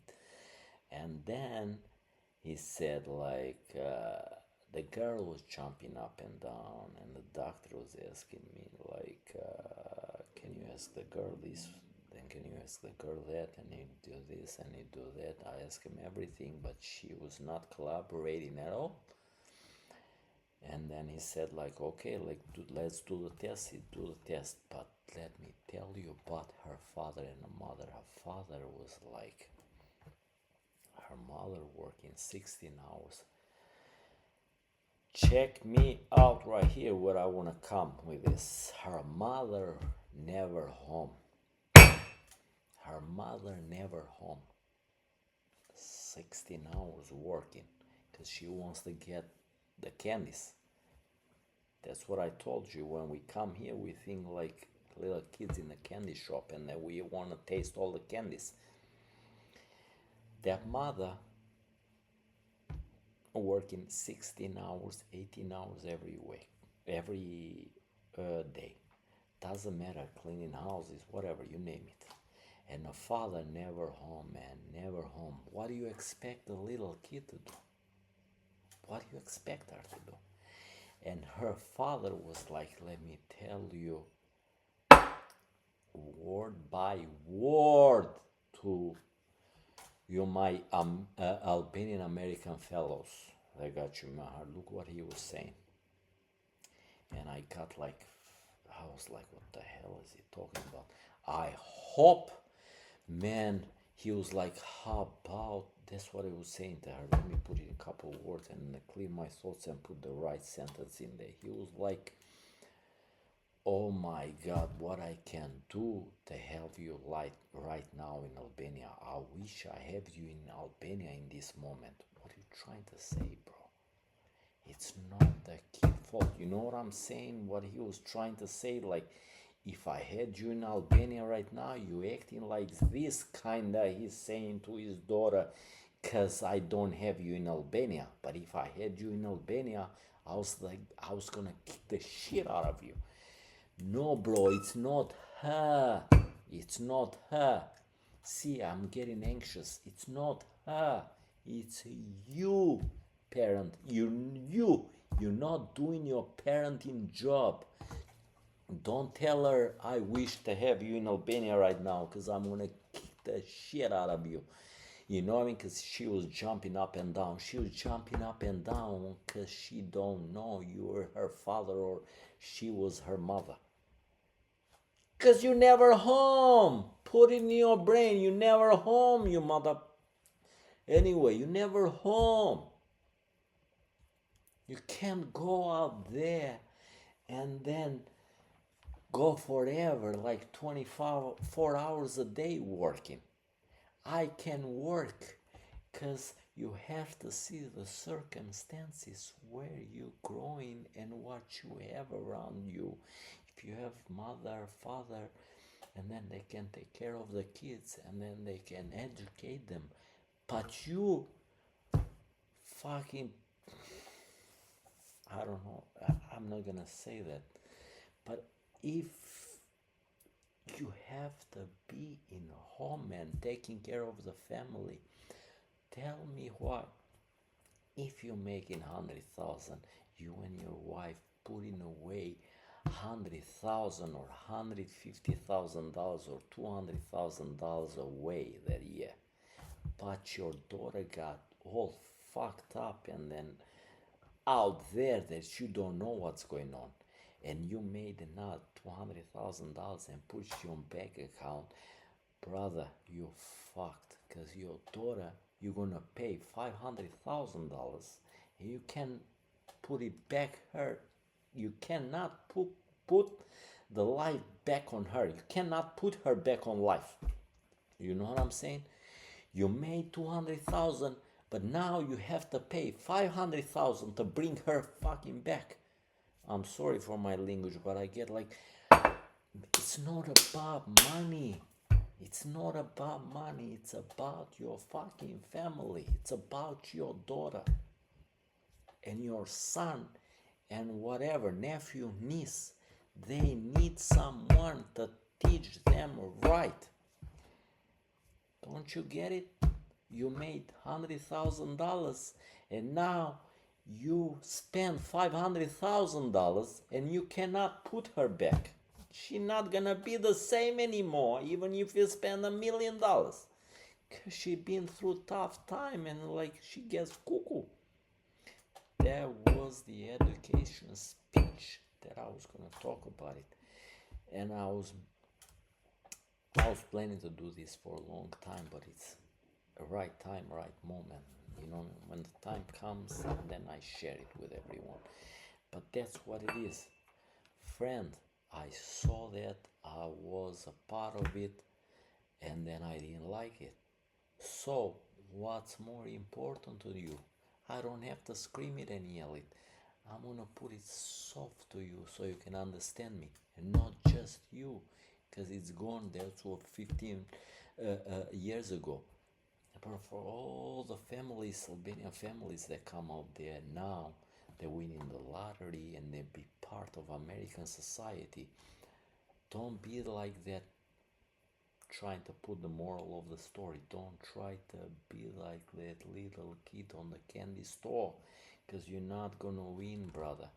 Be with your family. If you have a little kids, devote your life to the family. This was my view, and this was my point that I want to make right now.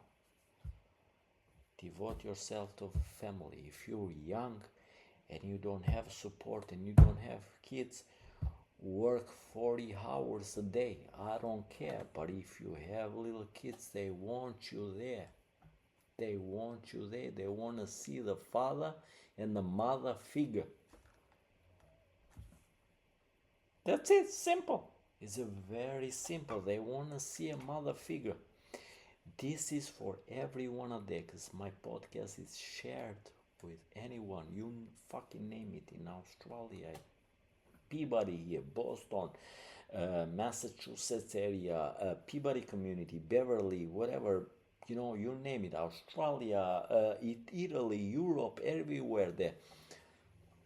Man, take care of your kids, man. Is the future of your family. Is the future of. Was I lucky? I was lucky as hell, man. I was so fucking 200% lucky. My mother showed up, my father showed up, taking care of my kids. I was working 24 hours a day. And then I cannot get out now. I still enjoy my kids. I hugging my son and everything. He's 18, 19 years old. My daughter 20, 21, 22. I was dancing shoulder to shoulder with each other at that Albanian party we could go 2 weeks ago at my cousin's party during 85. I enjoyed it a lot, but who playing the role? My mother, big role in my family. My mother, my father. I was blessed having here. My mother, my father, my wife. Playing a big role. But if you don't have that luxury to have, because it's luxury, I'm telling you, it's luxury to have your mother and your father in your court. What I'm trying to say here in America, make time, create time. I don't give a fuck how you're gonna create it. The kids need you. That's the future of your family, the future of a generation. Talk with them. They need the father figure. Don't disappear. I talk with my kid. I talk with my son here, 18 years old. I talk with my son. My wife says all the time, where were you?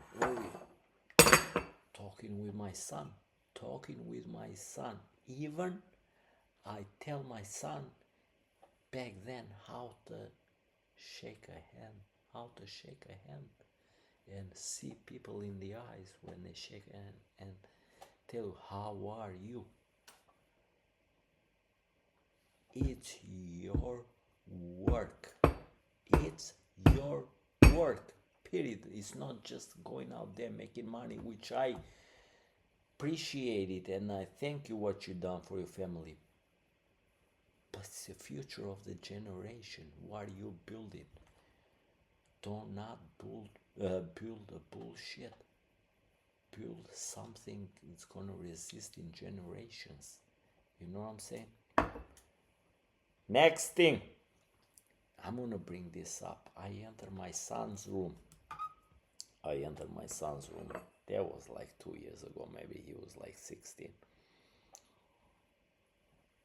I finished my coffee.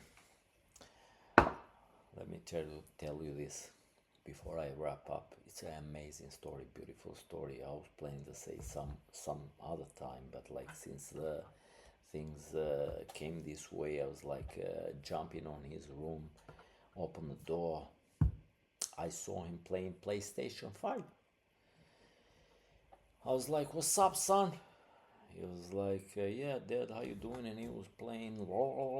Dad, those days they get connected. I never get that PlayStation thing. I never play PlayStations. Never go. I was in the casino last Sunday. I spent like $20. I had a good time with my family, with my mother, my father. Like, come with me, cause my brother, he bought me. He was in Iceland for vacation. He bought me a cup. It looked like more like a uturak, like little kid taking the shit, but I'm just joking. I just want to tease him because he knows I'm a coffee cup collector. I really love it with some penguins, but I'm teasing him. But look what happened. We went there for like, I said like, let's go have some dinner, lunch together. You know what I mean? We went to Encore Casino, having a good time, and then besides that, I paid only $20. I'm not in the. My parents didn't play anything. My wife $10. I was like, whatever, what I mean. I'm not a player. Even when I was in Vegas twice, I only played like $20, $50 top. I want to enjoy. I want shows. I want dinners. It's so much to do that you're not gonna get me. A luck, it's when you put $20 and that's luck and you win. That's called luck. When you playing two, three, $4,000, it's not called luck anymore. That's called you're like brain sick or something. You know what I mean? Like you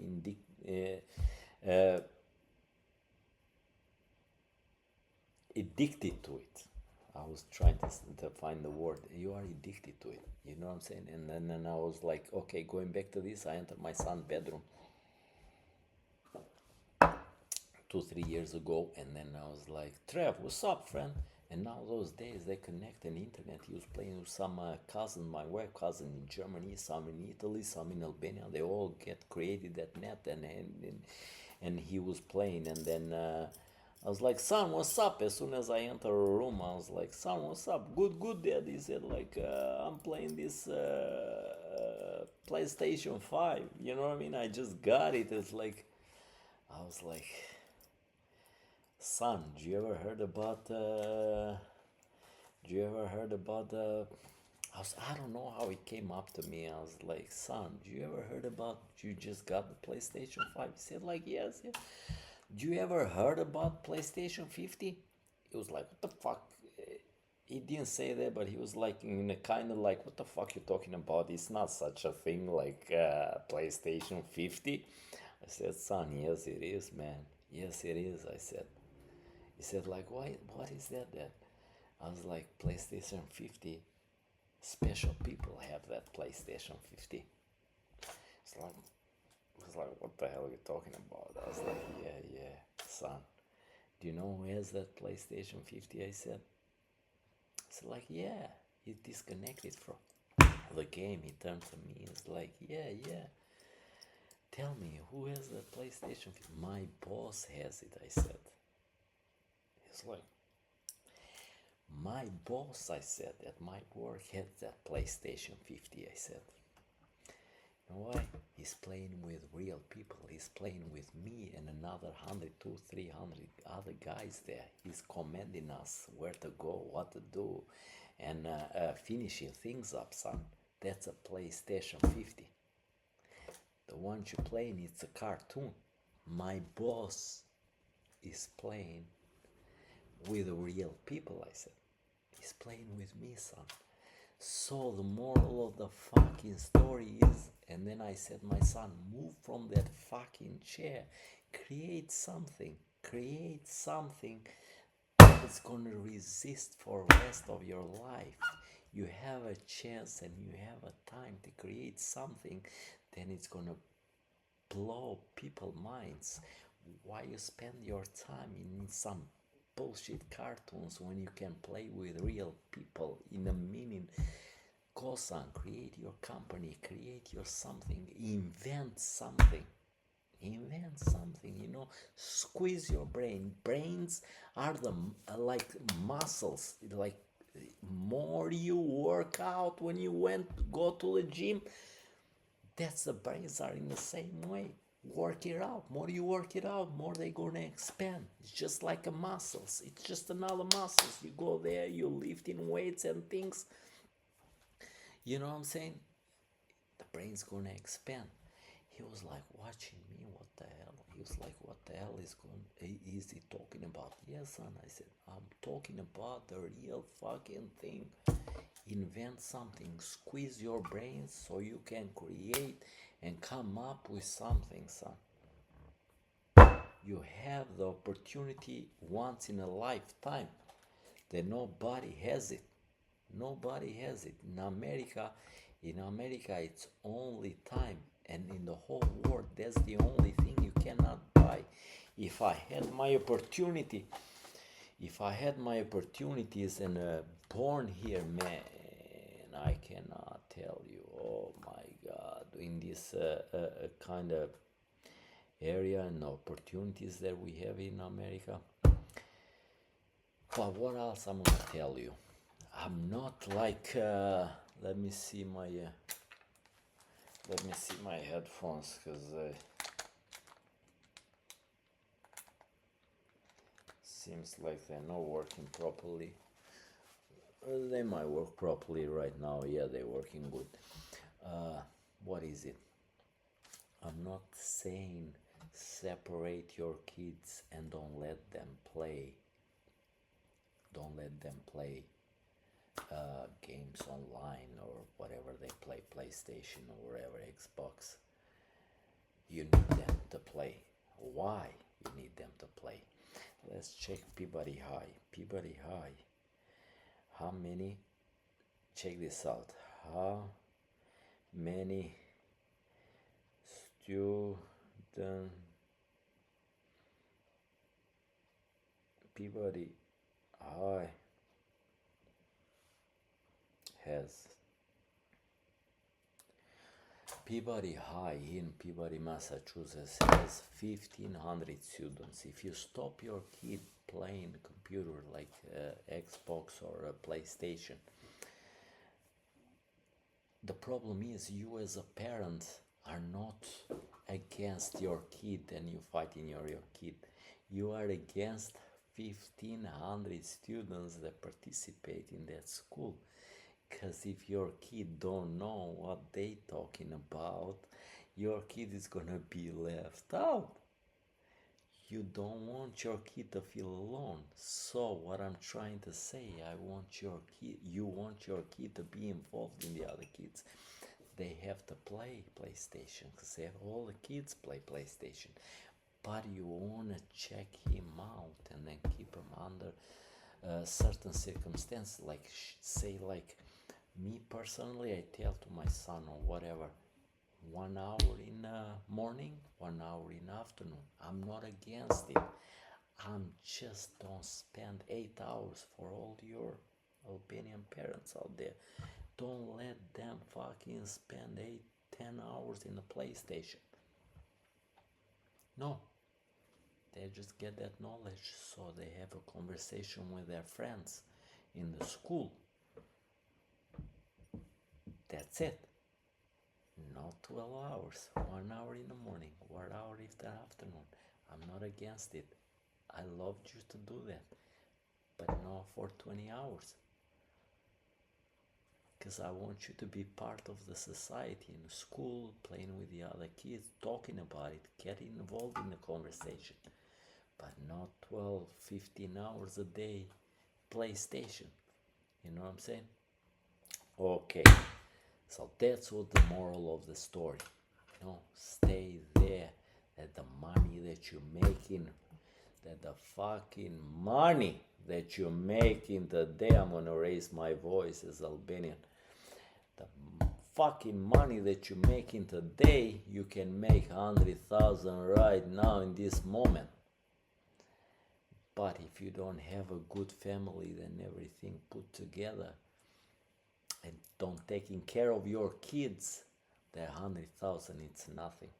It's nothing. It's your family first, what you're building in your family inside your house, and then outside. It starts here. And you know where it starts? In the kitchen. In the kitchen. When you all sit and have a dinner, supper, whatever. You know what I mean? Sit there, talk with each and every one of you. You have him there. Don't have them have dinner separate. Sit there with you. Share thoughts. Share thoughts. Because tomorrow they're going to ask you to pay $500,000 and you cannot bring your fucking kid back to life. Follow me. That's it. Have a great week. And then I wish you the best, and take what I said for granted. Take it, because you're gonna need it. It's from the experience, guys. I've been through, been there, done that. Okay? Killers, take care.